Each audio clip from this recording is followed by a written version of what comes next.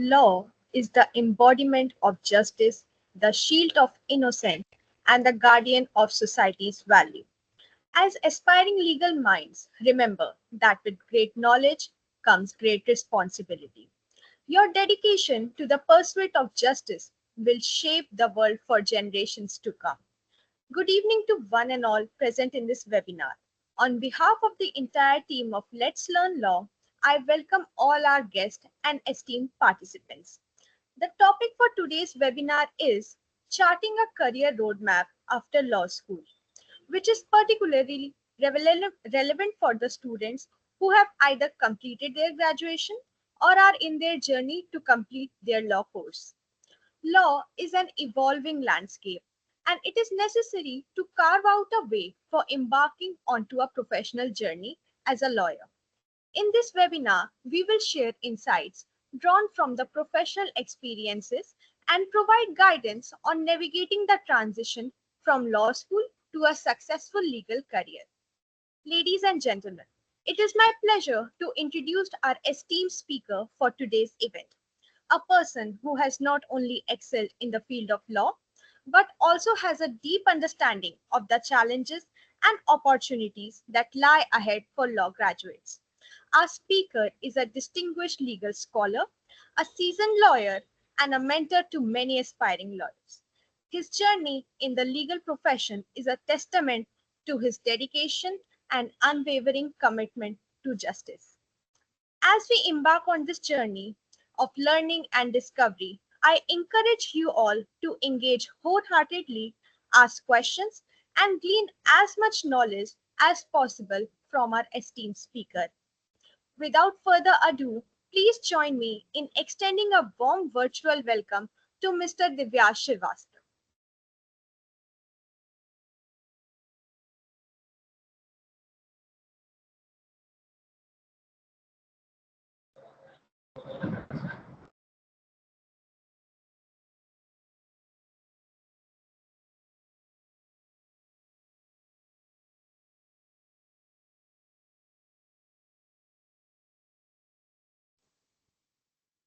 Thank you, Aditi.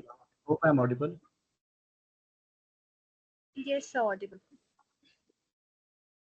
Perfect. Hi, everyone. Nice to virtually meet you all. Uh, this webinar, we want to talk about all the challenges, opportunities that lie in front of you as a law student, and what you can do to navigate through these challenges and establish your career in law, especially after law school, where you are constantly faced with challenges and confusion and whatnot. So without taking much time, that are prepared, and we will talk about what exactly we are trying to lay a roadmap and see uh, what issues that come in front of you as a law student. We have faced it when I was a law student, and what you can actually do. And we will also go through certain opportunities that we have and how do we capitalize on them. So I'll just start. Just somebody just confirm if the PPT is visible. And I hope my voice is not going. Okay, I just got a message. My voice is not going.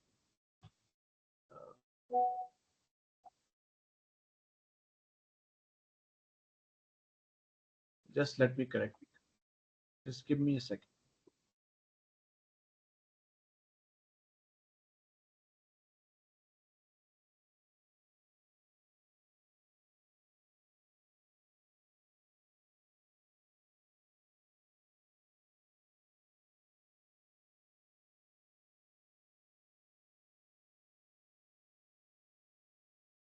Okay, is the voice okay now? And somebody just confirms.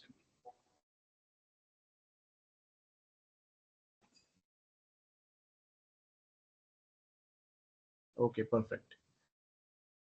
So okay, let's dive into the PPT now. My voice is not much of importance.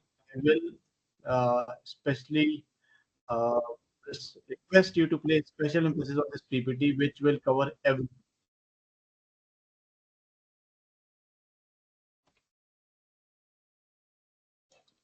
Okay. So now, as a law student, what concerns you, rise when you transition into your career? Now, there are three main issues that we face. The first is career uncertainty. Second is obviously what we have heard all about is can we establish a work-life balance as a lawyer? And the third is how do we, you know, fulfill the skill gaps that law student we have when we want to transition into the legal career.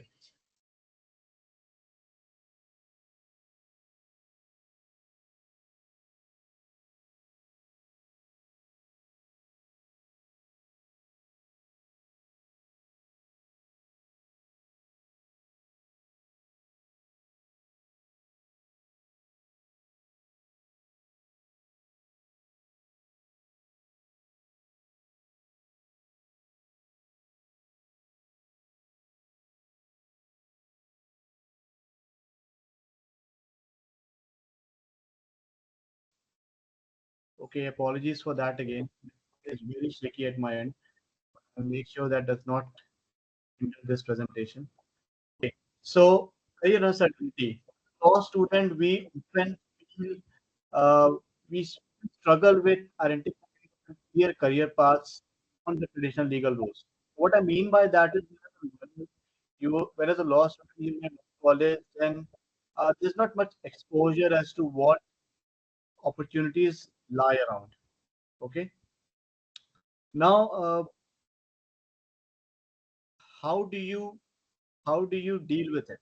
Okay, because as a lawyer, you feel if I want to transition to the industry, there are just maybe a couple of options, or maybe three, four options that are there. You either going to firm, you either going to litigation, or you either going to corporate in-house as an in-house counsel, and that's it. Like nothing beyond that, which is not actually true, and that's something that I've seen as my 8 years of journey or 7 years of journey that I've had, is that the main problem is the lack of awareness.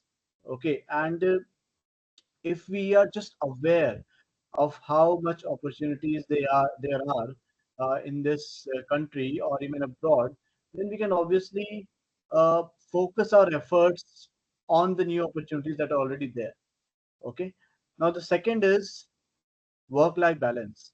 Now, work-life balance is a very, according to me, it's a very misunderstood topic because you generally feel that, uh, lawyers saying that there's no work-life balance in my age of, working or whatever. But I don't feel so. I feel that uh, if you are actually enjoying the work that you're doing, if you have something involved, if the aspect of law that you're working in is actually very actually something that excites you, then there is no question of work-life balance because you can work at any time you want. Okay, there's no day or night. You'll always be involved because it's something you actually enjoy doing. Okay, so that's that's my take on work-life balance. So I don't think you should actually worry about that. Now the second is that the most essential part that I think that you should actually be concerned about. That's something that you should actually be concerned about is fulfilling your skill gaps. Now, we know as a law student, we lack the practical business and interpersonal skills needed to succeed in this rapidly evolving legal industry. Now, in the law is constantly changing, the technology is constantly changing, and it is obviously kind of, it has entered the modern legal scenario. So one cannot actually escape from it. So what you can do is you need to be upskilled now. You need to make sure that you're upskilled. You need to make sure that you have the knowledge, you have the necessary weapon in your arsenal that can help you bridge that skill gap.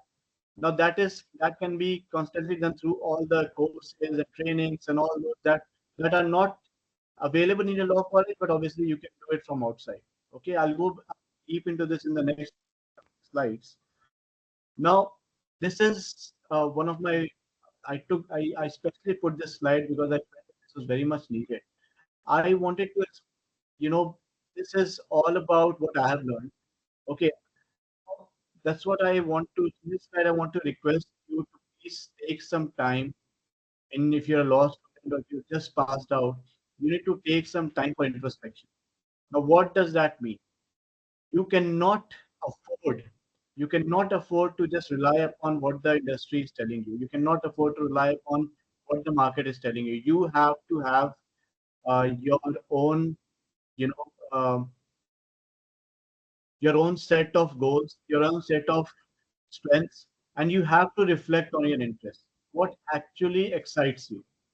So, in the law school time, in your law school journey, you have to take some time to deeply explore your talents, whatever your talents are, whatever your hobbies are, and what area of law actually fascinates you. It could be arbitration, it could be litigation, it could be in-house, it could be just advisory services, it could be anything. It could be just doing something social justice or judiciary, whatever. Okay, so you cannot just write back upon. This is my recommendation. You cannot just write back upon what the market is telling you or what your friends, what your teachers are telling you. Okay, you have to listen to everyone, but you have to make time. You have to take time to kind of do your own research. Okay, and then make your choice. So first of all, you have to identify what exactly is your passion. Okay, and what can actually help you, finding a fulfillment in your legal career. That is very important. The second thing is assessing your strengths. Now, this is something that I have done personally, not as a law student, but as someone who has actually worked. After working, I realized that, okay, this is something I actually like. So why not just excel more into this? So I actually liked policy. I actually liked public policy, and I thought, why not go into this? I did not much like litigation as such, but I did like policy making. I like working with the government. I wanted to understand what policies actually are. Okay? So that's something that you can have it beforehand. If you do your research beforehand, you can find out, this is something I like. Maybe you are very interested in solving people disputes, or maybe you're actually very interested into arguing things. So this is something that you have during your law school time. You kind of take some time out, do your research, participate in different extracurricular activities, and then you can reach at a point where you can just narrow it down to something that you're actually enjoying. Okay. The third is very important is setting intentional goals. Because when you have understood your passions, and most importantly, when you've understood your strength, you can now easily set up intentional goals. Intentional goals is something, according to me, I believe it could be where you know what your strengths are, and then you actually set the goal where you can actually utilize your strength. Okay, it is in correlation to what your strengths are. So that way, achieving a goal can be very is more of a will be less time consuming. Okay. Now, this slide is obviously about what traditional legal careers are, what are defined. And if you're not aware, I'm sure most of you will be aware with this. But if you're not to this, obviously, as a law student, after passing out, we can go into litigation.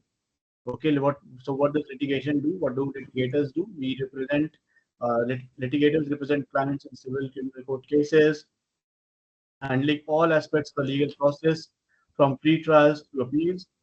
And then this career is obviously very high intensity because you never know when the client might hit you. Okay, it's very fast paced. You never know when the next court date is. It could be tomorrow also. So you have to prepare accordingly, and it requires very strong analytical and communication and advocacy skills. Why? Because you have to convince the judge. You have to tell the judge what your client actually wants. You have to represent the interest of your client. You have to convince the judge. For that, you need strong advocacy skills and obviously very, very strong communication skills, which can obviously be developed only and only through practice. Nothing can, there's no communication masterclass that you can do that can help you out. It can only be done through practice. The more you practice, the better you get. Simple as that. The next thing is obviously corporate law. While litigation is more into the in-court proceedings, you're into the court all the time. Corporate law is more of in-house counsels where you corporate lawyers are often termed as in-house counsels where you advise businesses on a wide range of legal matters contracts, mergers, acquisitions, regulatory compliance, and intellectual property, so on and so forth. The list goes on and on and on. Now, this role involves interpreting complex laws and providing strategic business guidance.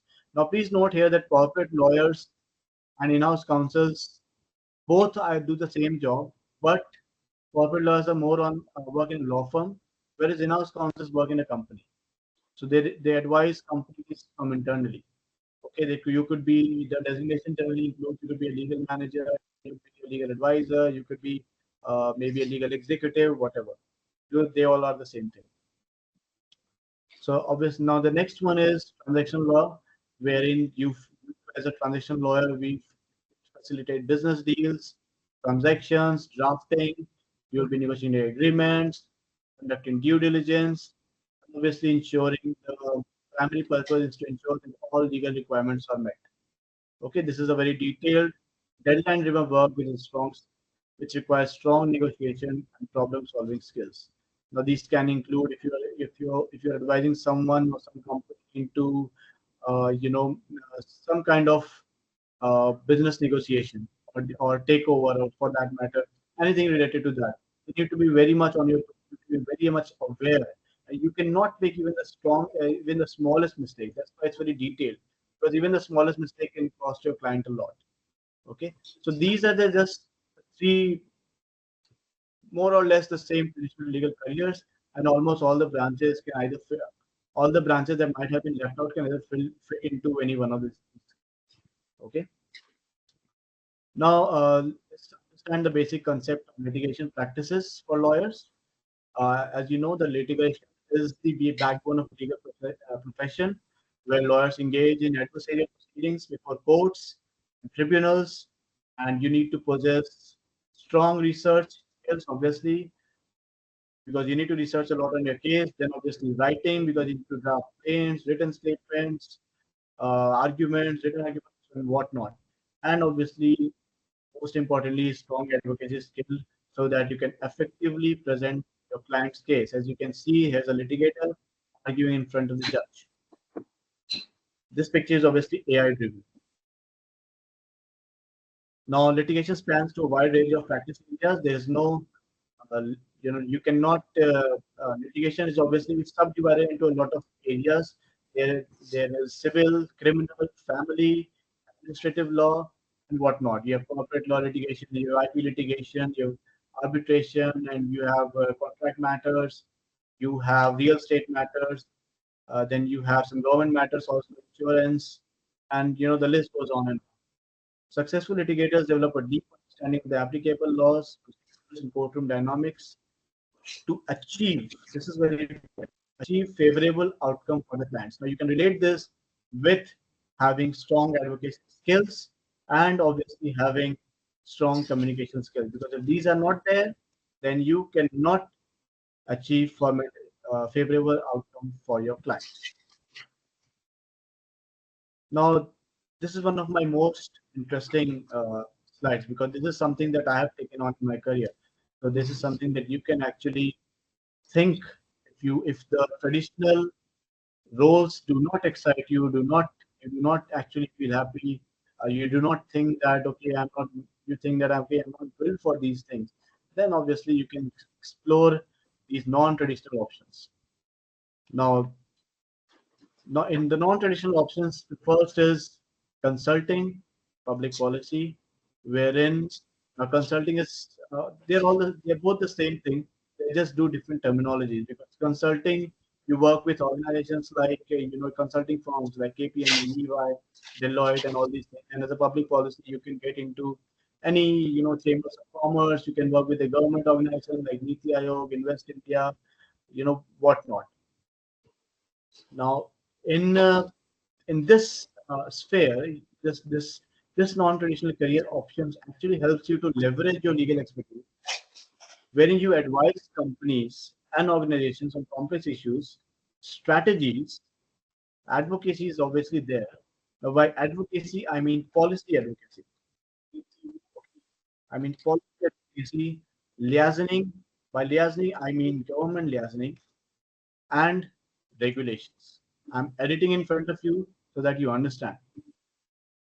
Now, I'll just go into a bit of detail on what public policy is and what consulting is. So let's say like there's a government that has some problems. Okay, there is a particular problem that the government is facing. Let's say there is some water management problems. There's some sewage related problems. How do you deal with that? Okay, now government may not have some inside department to deal with these issues. Okay, and especially if the government is at a very lower level, maybe at a city level or maybe at just a mayor level, then you municipal level, then you may not have a separate department to advise you on how to kind of manage the whole irrigation issue. So what do you do in that? You the municipal authority contacts a consulting firm, okay, or contacts a public policy organization who in turn does all the groundwork, okay, and who then comes up with a policy that this is the policy that you can have to make sure that there is no water wastage and there is obviously the problem of sewage is resolved. Okay, so this is where, and lawyers obviously actually come in very handy in these organizations, because as lawyers we are very much trained to draft very complex legal documents in a very easy language. So as lawyers, we can obviously make something which as easy, as complex as you can get. We can make an easy document very complex, and we can also make a complex document very easy. So that's the purpose of being a lawyer. And that skill you can use into public policy. Second is legal tech. This is something which is not hidden in today's time. Technology is very, very rapidly evolving, and therefore you need to make sure you can apply your legal knowledge to develop innovative technologies that streamline legal processes and improve access to justice, or maybe, you know, help the clients. I don't know why maybe, or help the clients. You can just say help the clients. By this, I mean, let's say, I mean, yesterday only I was just randomly searching through internet where I come across a very interesting AI tool, uh, which can help you draft an entire document. Okay. Now, if you are very technology friendly, there are obviously legal tech companies and AI tools that are already there who are employing lawyers who can actually use draft some kind of document that can be put into the system, which can act as maybe a data, or maybe you know, what do you call that? Language learning, machine learning, something like that. I'm not really familiar with the technology, but you can put in the data sets, the information there, and based on that, you can come up with the tool can actually draft an entire agreement for you for free. Okay, so and the client has to pay a minimum fees. Some things free and some for some extra services that you want, you need to pay for that. So needless to say that legal tech is obviously rapidly evolving, and you can obviously consider a career in this. Now, legal journalism, we are already seeing these websites like Bar and Bench, we have Live Law, and we have many more coming up for providing legal news on a very instant basis. So a lot of these companies employ a lot of lawyers who go into the courts, to attend the proceedings, and based on that, who draft the news articles and all these things. This is another career option that you can choose if the traditional career path does not excite you. Then obviously legal education. You can obviously become a law teacher, professor, or maybe if you earn, maybe become a part-time teacher with some kind of legal tech startup. I know that Let's Learn Law has its own legal education system, legal education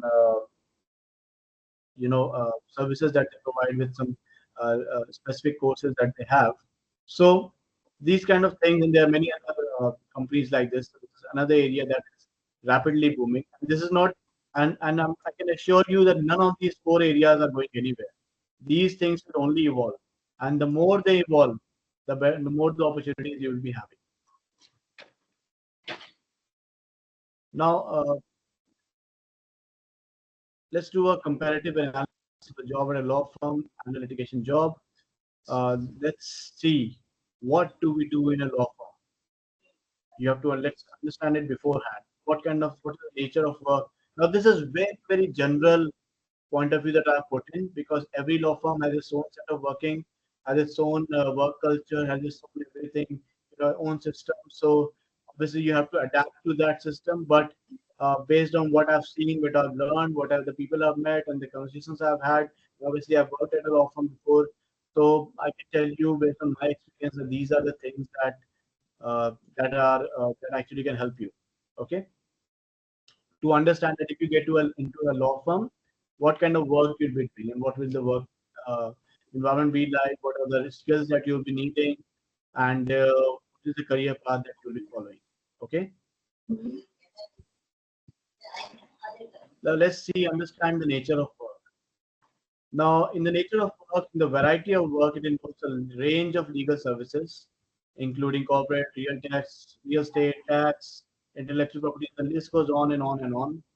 You will obviously be doing a lot of client interaction. You have to now why client interaction. That's why I said skills are very important, because when you're doing client interaction, you have to see that you are able to understand the needs of the client. You have to understand what the client is trying to convey. Okay, you have to understand what problem is the client facing and how can I resolve it. Okay, now you will be providing advisory services. Provide advisory, I mean sometimes where a client just wants to have a legal opinion on something. If they're starting a new business, if they're starting something, they want to take up some, maybe they want to buy some other business, or maybe they're going into a new venture. Then they want to understand what kind of legal implications would they have. Okay, so that way you can provide a legal opinion. Then obviously you will be able to provide transactional services, which I've already explained before. Now let's talk about the work environment. This is a very crucial aspect that many people who are entering into a law firm out of not having the right knowledge, maybe you end up in a wrong law firm that does not suit your working, you know, your working habit or your working culture or your personality. Okay, so you have to be very careful in considering uh, the work environment plays a very crucial role actually into building a lawyer.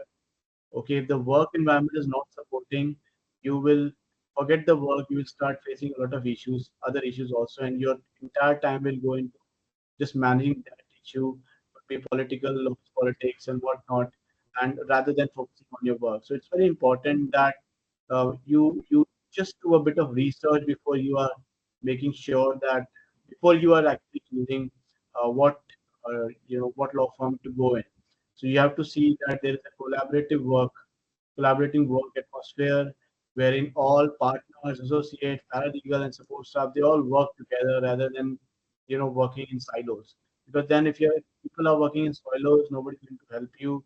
You'll be end up very confused. Okay.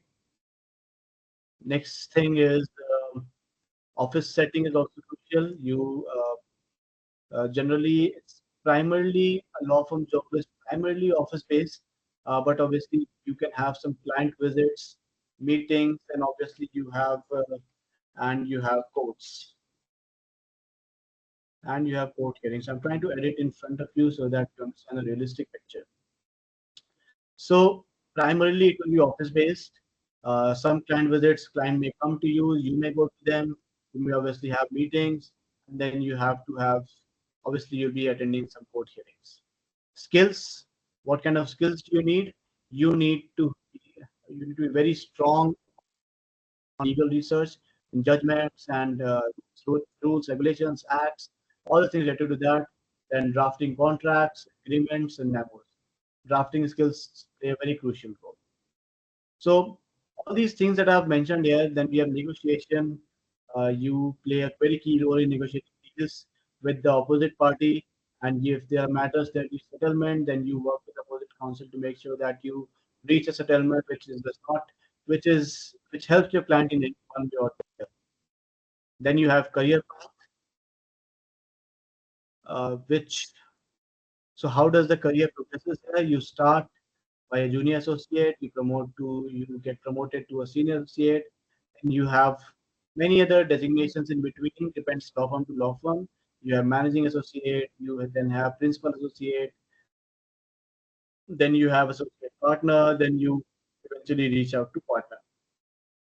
Then specialization is actually something that can help you a lot in getting hired, because in this current market, lawyers with specialized skills are hired more faster than lawyers with generalized skills. And by specialized, I mean that if you're going to a intellectual property firm, for example, then you need to have IP skills on the back of your hand. These skills can be developed through courses, these skills can be developed through regular trainings, internships, obviously working on such cases. So yeah, specialization is very crucial. Now let's understand litigation. So litigation is highly court focused. While in law firms, you may need to go to court hearings, but litigation, you are totally involved with courts. Okay, so your nature of work is very court focused. Your primary work involves representing clients in disputes and litigation process. The work environment, the courtroom presence is very crucial. You need to be spend significant time, amount of time in courtrooms and attend hearings, or even if you're not attending hearings, just sit in the court. Okay, if you get a chance to visit some court, just sit in the court and observe what is happening around you. Observe how different lawyers are arguing. What is the matter? Try and understand. Try and kind of encapsulate whatever is going on. And the more you sit around, you understand, the more you get comfortable with the environment of the court. And when your hearing or your matter comes along, that you are more confident, uh, as opposed to a new guy who was just enter the court when you're presenting your case to the judge. Then you need strong oral advocacy skills, strong emphasis on oral arguments, cross-examination, and courtroom presence. Then you have now here it's very tricky because your progression is totally based on the kind of litigation experience you have. There is no, you can say, there is no uh, fixed path that you go into career progression, because the more litigation experience you get, the more clients will trust you. It's more of a word of mouth publicity that you get. So the more years you spend into courts, the more cases you attend, the more people you, sorry, the more clients you've represented, the more arguments you have done, the better, the more successful outcomes you have got, the better your chances are. Now, case management, you have to learn from initial filing, what is the filing process, to filing a trial or even filing an appeal. Now, let's understand the dynamic. It is very high pressure, like I've already explained before. High pressure, fast paced, very demanding, and very day to day activities. Someday you are in this court. I mean, I've had instances where one day, in one day, I have uh, one day I have three matters in three different courts. So morning I'm going to the Supreme Court. Then from there, if I'm practicing in Delhi, I'm just taking a cab or taking whatever I can get. Just going on to the next Patiala House Court. Then I'm going to Dwarka Court. So all these things I'm doing in just one day because of three matters listed. And the next day I have no matter listed, so I'm just staying in office.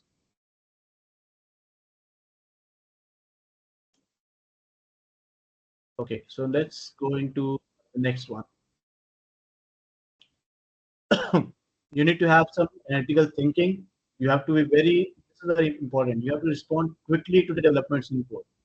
Okay? Because the judge will come up and put any counter argument to the argument that you are presenting. He or she may put any counter argument.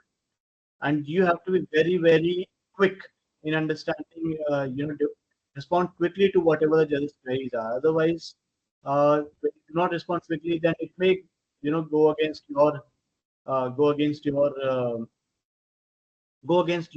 argument, go against your client. So, a litigation job, many litigators work independently or in small firms, though some large firms have litigation departments. Obviously, you're aware of this. Many law firms these days, even the big ones, have special litigation departments, or if they do not, they just outsource it to someone who has its own litigation office, or who is some senior lawyer. Okay, I'm just getting questions. I just request if anybody has any question, I'll just request you to put in the chat box and we will just take it during the end of the session. Okay.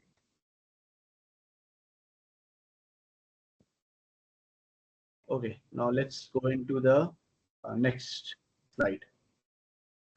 So assessing your current skills and experiences is very important. You need to identify your key strength. Take an honest look at your strongest legal skill. It could be research, it could be writing, it could be advocacy, it could be client relations. It could be anything. Client relations is almost, you could be just good at building good relations with client. You may not be good at doing very nice research and coming up with you know the exact answer to the client's query, but you may be good at developing good client relations. Okay, there's no need to worry about all because it's not possible. Okay, so if you have figured out that okay, I'm good at this thing, then you just need to work on constantly to kind of improve your skills in that particular area only, so that when you can be an expert at that, and that way you can actually help your firm to grow in that particular aspect. It could be research, writing, advocacy, or client relations to highlight the areas where you excel and can provide the most value. Pinpoint development gaps, recognize any gaps in knowledge or experience that may prevent you from transitioning to your desired career path. Develop a plan to upskill in those areas. Okay. Leverage past experiences. So I'm sure a lot of you must have done a lot of interviews by now. You need to kind of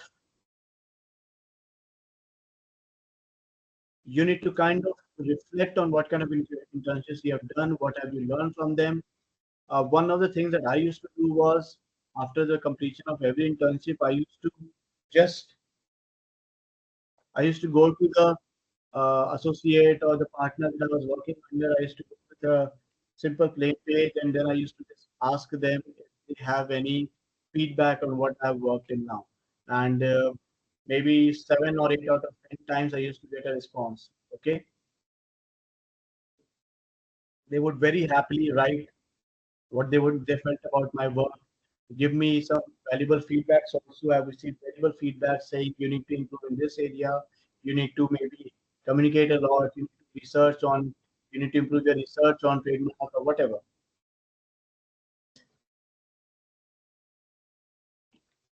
So that's how you leverage your past experiences.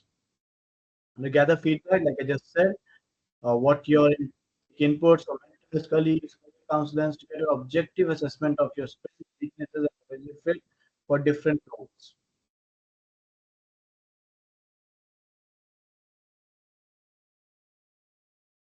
Okay, now we have the next slide where we explore alternative career paths. We investigate our options. We see how to explore different legal roles industries that align with your skills and interests. Look beyond traditional law firms and careers, which I've already explained. Upskill and learn, identify training. In today's time, you can just do a Google search and you can find out the training certifications that can help you into a new career path. Network and connect. Reach out to professionals in your target industries to learn about their roles and get advice on career pivots. Networking is like should be very synonymous to a lawyer's work. A lawyer has to constantly keep on networking. It is through LinkedIn, whether you're doing it through LinkedIn, whether you're doing it through your social media, whether you are doing it through conferences, whatever. There are many ways you can do it, but you cannot avoid it. So please do not take networking for granted at all. Here are some just strategies that you can to kind of develop your network. The first is to conduct an in-depth market research, analyze job posting, industry trends. Industry trends is very crucial. Like right now, I can tell you that arbitration is on a very fast-moving track. Okay, because the government is highly focused on, uh, you know, increasing developing the habit of commercial arbitration in India. So the government is very much focused on that, and therefore it is going to be implemented at the industrial level also. And so many you can just expect a lot of arbitration jobs coming up. So if you're someone very confused ki which way to go, then you can try arbitration if that kind of exciting. That's a very uh, there's an area where the government is very much focusing on, especially in the terms of commercial arbitration. is resolving commercial disputes. Arbitration is is a very good area for government. Reach out to industry professionals. You need to connect with industry professionals to in your desired this through LinkedIn, maybe through interviews, maybe even attend some industry events wherever workshops are happening or whatever a new legal event or something is happening. Try and register to the events and attend them. Okay. The next is creating a compelling online presence. Okay, in today's time, you cannot ignore having a strong online presence because it will help you to create your personal brand. It will help you establish that trust that you need to have in that the clients need to have on you to give you some work. Okay, so this can be done through optimizing your LinkedIn profile. Maybe you make your own personal website. By website, it does not mean that just a website per se, but you need can have your own, maybe just a personal blog, and maybe where you can just showcase your expertise by writing about the topic of your expertise, and then you can attract opportunities. Maybe just kind of first write on that blog, and then publish it on LinkedIn. Share it with the people that you think are experts in your area, and maybe 3 out of 10 people will revert. Okay? You only have to be right once. One person has to trust you to give you that next job, or maybe that next opportunity. So network and building connections, how do you do it? Just some more detail into the last slide. Expand your circles, attend industry events, join professional associations. If there's a student association that is there, join it. Engage with online communities, meet new contacts, and build some meaningful relationships, which can help you in the long run. The second is leveraging your LinkedIn, optimizing your LinkedIn profile, connecting with peers and mentors, participate in discussions. Whenever there's a webinar or something that is happening, you need to participate in that and just ask the questions, so that you understand the topic and then ask the questions, so that you can, in many ways, maybe connect with the speaker offline also and develop a relation, which can, how you never know, can help you in in getting your next opportunity. Then we have informational interviews, uh, reaching out, uh, reaching out to professionals in your target career path for informational interviews to learn about your journeys and get valuable advice, and follow up with it regularly helps stay on top of the game. Strong relationships can lead to referrals and future collaborations. Then we have how do you navigate through the job search process?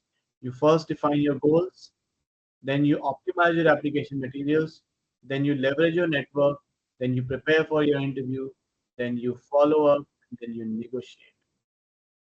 How do you do the first one? You craft a compelling resume and cover letter. What should your resume include? It should highlight your most relevant skills, experiences, and achievements. If you're a fresher, highlight your internship experience and whatever you have achieved. Okay, it could be maybe you were the team lead on some event, maybe you were leading some blog, maybe you were leading some college activity, whatever. And the language should be very concise and you should be able to find showcase your result. Okay, show that I have written 15 blogs, or one of two of my blogs were selected, or I have appeared in so and so thing. I appeared for 20 minutes. I gave 20 minutes of presentation. The judges were very impressed, and all these things. Then you draft a tailored cover letter, which is actually inclined towards your role and organization and emphasize how the background aligns with the job requirements. Proofread before sending anything, proofread your application materials, and ensure that they're error-free and professional in experiences. They should be very to the point. They should not be, you cannot just revolve around anything. They should be to the point. So how do you prepare for interviews? You first of all research the firm or company that you're interviewing in. Okay. The second thing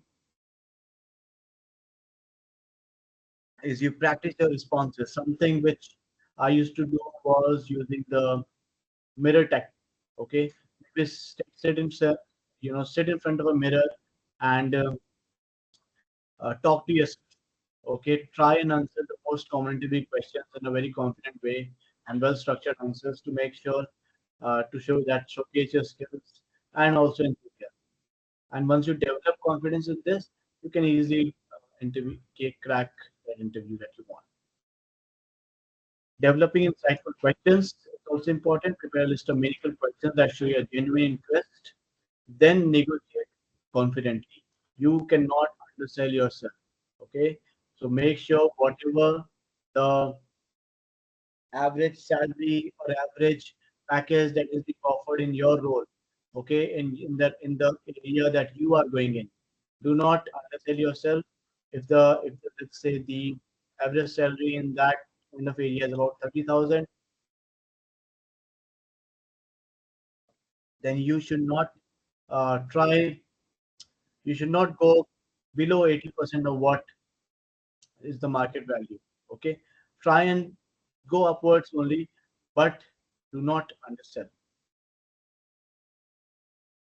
So, continuing education and professional development, start doing pursuing online learning through workshops, online courses, because the lawyers is a lifetime learner. So, and with the speed that um, the business scenario is changing, you cannot afford to rely on whatever traditional methods that you've been taught. Okay, on additional certifications, if you are going into let's say arbitration, get some certification into arbitration, do some courses in that.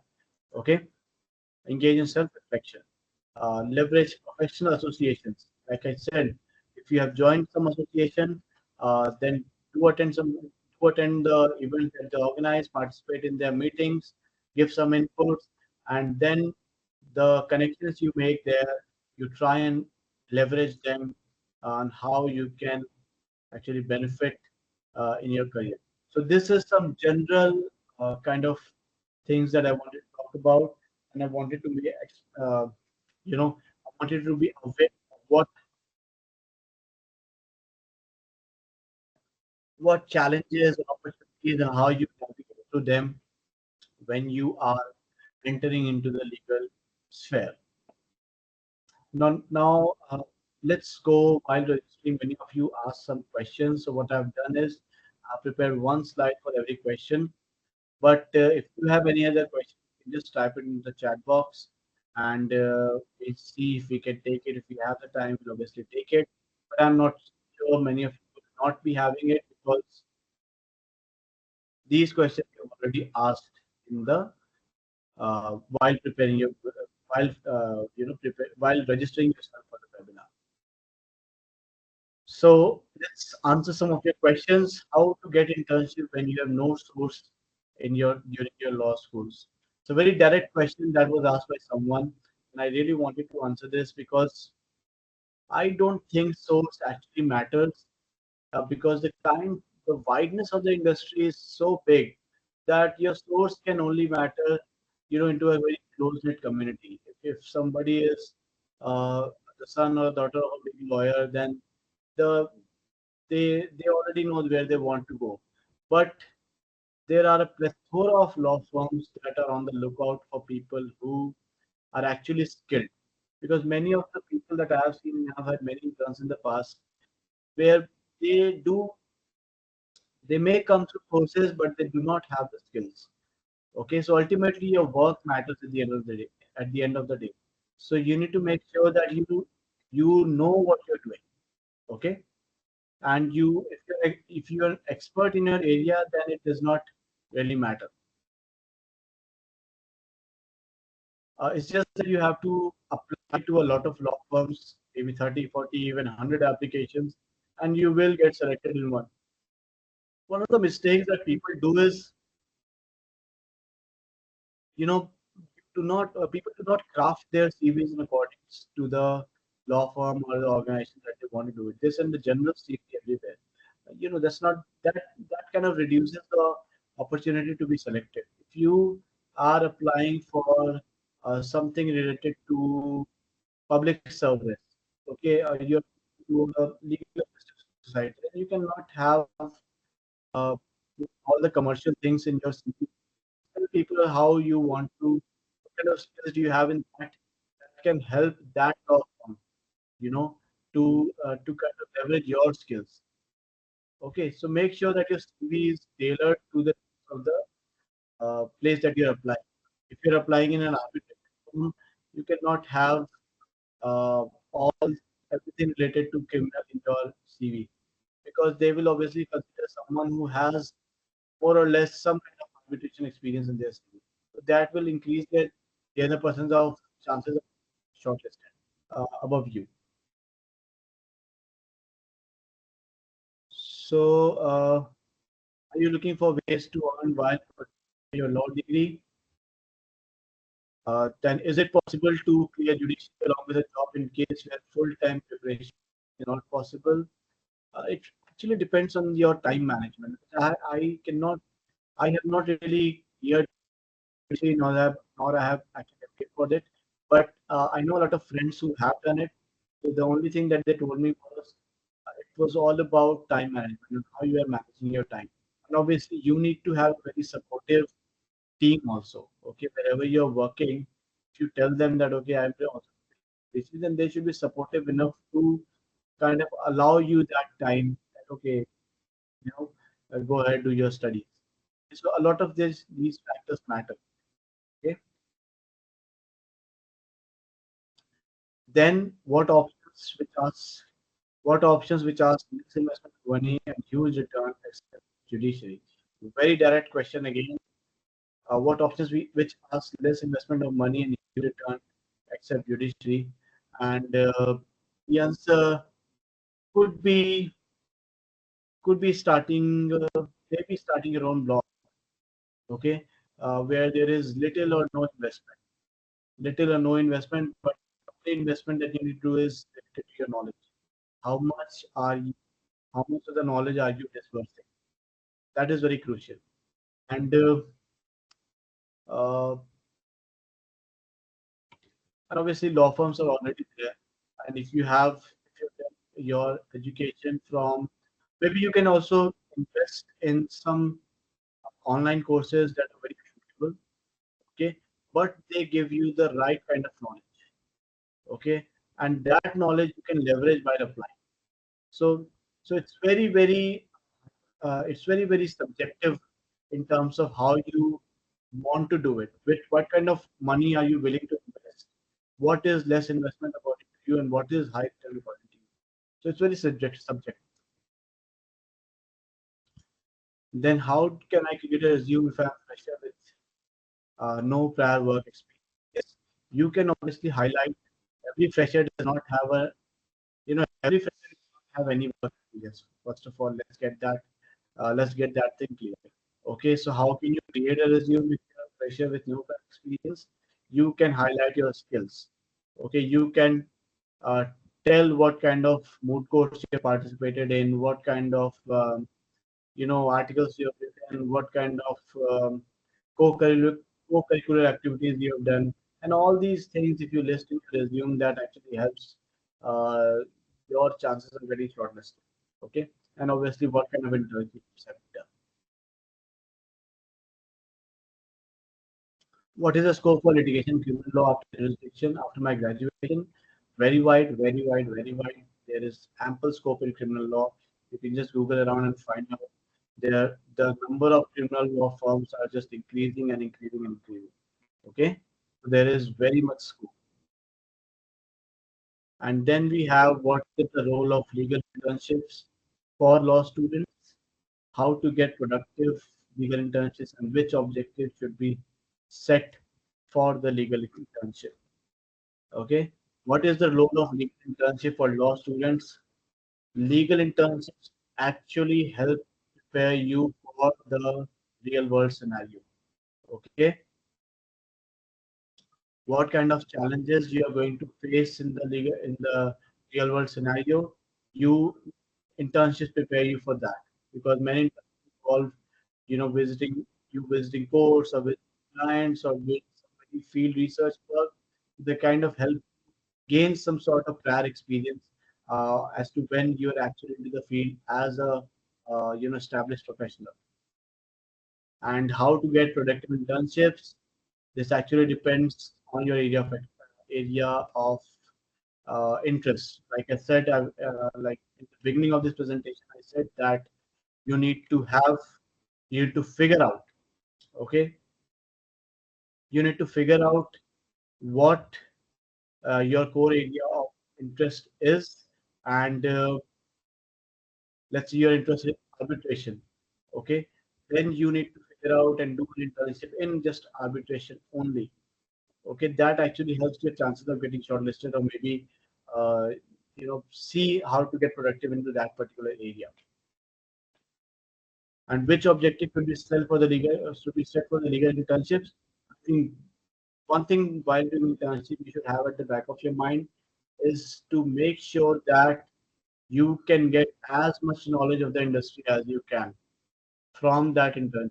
It is not just about the work that is assigned to you, but wherever you're working, and try and have more and more conversations with the people who are already working there, not just formal, but try and communicate with them informally also, because they can tell you a lot about, they can guide you a lot about how you should navigate your legal career. Let's move to the next question. Is it a good option to pursue MBA after law? I think it's a very good option to pursue MBA after law, and I've seen a lot of my friends also, but I don't think it's a good option to actually pursue just after you have completed your law. MBA should be pursued maybe after you have spent 3 or 4 years or maybe 5 years into the profession. And generally, if you have spent a lot of 5 years into the corporate sphere, then you can, then you will need the that skills to kind of manage the business or manage the law firm, and develop some good communication skills. So all these things are actually taught to you during an MBA. So a lot of my friends, a lot of the people I know have done their MBAs been a minimum of 4 years after this profession, after working as a lawyer, and they can go as high as 10 years, 10 or 12 years. So I've seen people who have done their MBAs even after 10 years. So if once you work into the field and you understand that, okay, MBA is something that I can use, you see that in the industry, people with lot of MBA combinations are getting more hikes, getting hired, or getting more opportunities. Then you can, then obviously that can motivate you to do an MBA. Okay, so it's not a bad option at all, but yes, it is advisable to do it after you spend certain years with the profession. Okay, so that was the list of questions that were asked to me. So I hope that all the queries have been answered. And if you do still have some queries, feel free to write in the chat box or maybe just unmute yourself and ask. But I think all the questions, class, I think there were 27 or 26 questions that were there. And we narrowed it down to maybe 10, and we tried to answer almost all. Okay. So in the conclusion, I just wanted to say that on your legal journey, remember to stay resilient, which is one quality and you need to have. Continuously learn. I'm still learning, and a lot of my mentors, they're also still learning. And to embrace every new opportunities that comes to you. Okay. Do not take anything for granted. Every new opportunity will help you grow in any sense.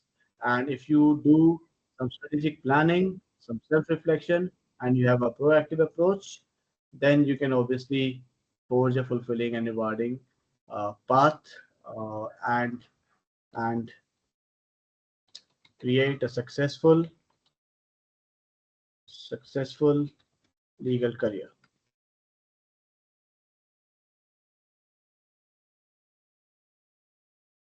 So thank you, everyone. This was all from my end.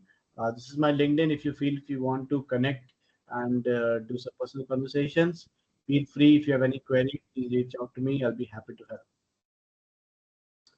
So this is all about it. Thank you, everyone. And if you have any, do we have any questions? And if we don't, uh, then we can obviously close this conversation. Thank you guys so much.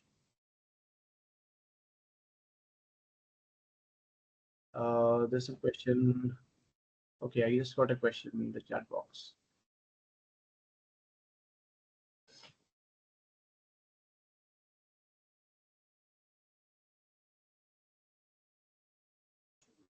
Okay. Okay, Nidhi has asked. Uh, okay, there's one confusion I just want to kind of clarify here. Somebody has said Sagun Tiwari. This is just the name of the screen that is coming in. My name is. It's just maybe a Teams pitch. Okay, so the question is, sir, how to determine our interest? Everything seems interesting or doable. Okay, just do it then. And in such cases, if you think, if you seem that everything is very interesting, everything is doable, then just do everything. And I'm guaranteeing you that after you do it for, let's say, you're consistent in doing something, uh, everything seems very very shiny in the starting, and everything seems okay. I can do this, but once you get into the ground, okay, and then you see, and then you do it constantly for 2 months or 3 months or 4 months, then you realize, okay, am I really interested in this, and do I want to do it for the next 1 year, 10 years, or 7 years down the line. So this and this is a very general observation, and this happened to me also. Like to me, IP litigation was very doable. I was doing this until I explored for public policy, and then public policy was something that I really wanted to do, and I kind of it kind of developed a fulfillment kind of feeling inside me. So for this, you need to just do it. Okay, let's narrow down it to, let's say, 5 things that you want to do. Try and get more online internships into that. Do some internships, do some work, do something, and you'll eventually, with the due course of time, you'll realize, and you will, obviously, I'm very confident that you will narrow it down to the one thing that you actually want to do. So it's some things will take time, and shortlisting will take time also. There's one more question. Nidhi has asked, "What are your opinion on online internships?" I right now have two online interns. So I think if there is, if the work is actually helping you evolve, okay, if the work is something that is actually helping you upgrade yourself, okay, or maybe giving you some new knowledge, and not just certification. For instance, that you just want to get it for certificates, okay, then it doesn't matter online, offline. For me, the work just needs to be get done. Okay, if the as long as the work gets done, I don't really care about whether it's online or offline. So and offline, and I don't think there's a dearth of opportunities also. But yes, many law firms actually, and many things, and there are many internships, uh, many internships which need you to be on the ground. Like if you're doing some sort of, let's say, field work, okay, in policy, there's a lot of field work involved. You need to visit certain places. I think the Legal Justice Society also, you need to visit jail, you need to their opinion. So some internship need physical presence. So for that, there is no alternative to that. But yes, if you something, let's say, corporate related, a lot of work can be done online. You don't need to. So I am all in favor of online internships as long as the work gets done. Okay, Mansi has asked how to build a career in public policy, but it's a very broad question. I've tried to kind of shorten it and answer it in just 1 minute. So for public policy career, you need to first shortlist the organizations that are working in public policy. Now, in public policy, mostly organizations are government, the ministries of the government.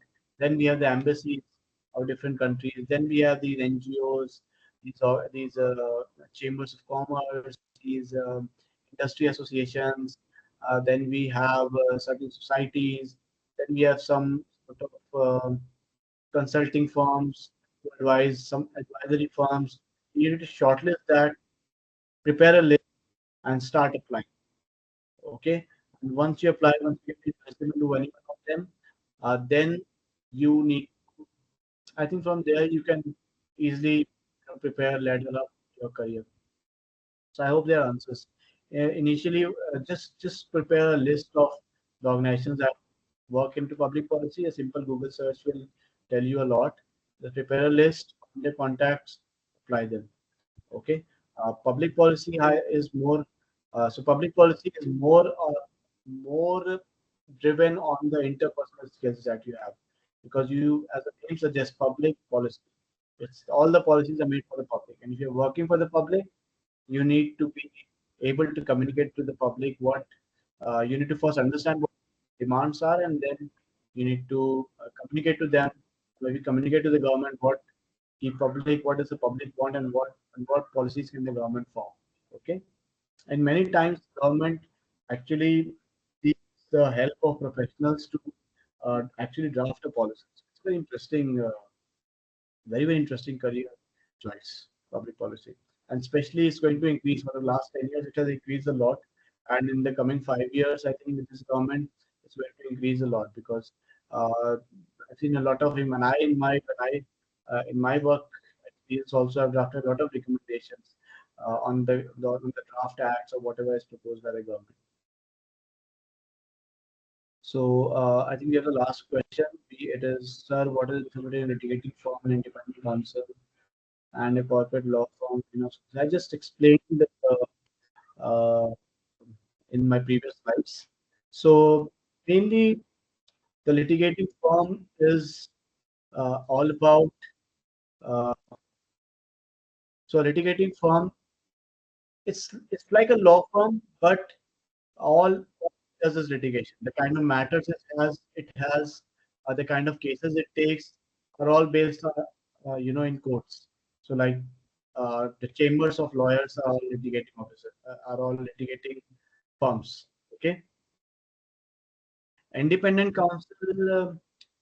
Independent counsel is someone who uh, is hired by litigating firms. Okay, to present their case. Now, these could be any senior advocates, and these could be arguing lawyers who do not have a firm of their own, but yeah, they have the skills. They have a very small office, and they're hired by law firms to kind of appear for their cases. A pure corporate law firm uh, totally deals with transactional work or maybe corporate work like advisory and all those things. Okay, advising on certain acquisitions, and certain and other related stuff. And in-house counsel actually works in the company. Okay, he advises the company from within, whatever new rules have come up, or whatever the company is doing. So it's like the legal wing of the company. Anything that goes to uh, anything that goes to the anything that goes to the anything that has to be displayed has to first be vetted by the legal. Let's say there is a legal notice that has come in, so the legal has to verify, or if something wrong is happening in the market and the company needs to put a legal notice, then the in-house counsel actually drafts a legal notice. Okay, and consulting firm actually just does some business advisory work, or maybe is consulted on certain matters by the client. This client could be government. These client could be very big business houses, or even large individuals or startups also.